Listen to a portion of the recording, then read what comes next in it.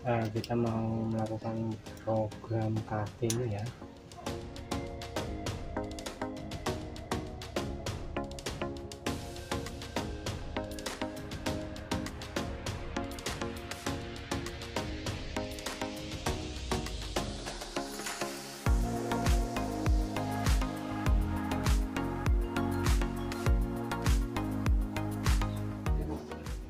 Oke, assalamualaikum warahmatullahi wabarakatuh. Halo sahabat saya, salam sahabat. Oke sahabat saya, ini ada jenis tanaman sancang, bonsai sancang ya. Ini kita mau melakukan program cutting ya, sambil kita lepas kawatnya ya. Nah, seperti ini. Jadi kalau nggak kita pruning ya, kita sulit untuk melakukan pelepasan kawat. Oke, kita bantu rapikan.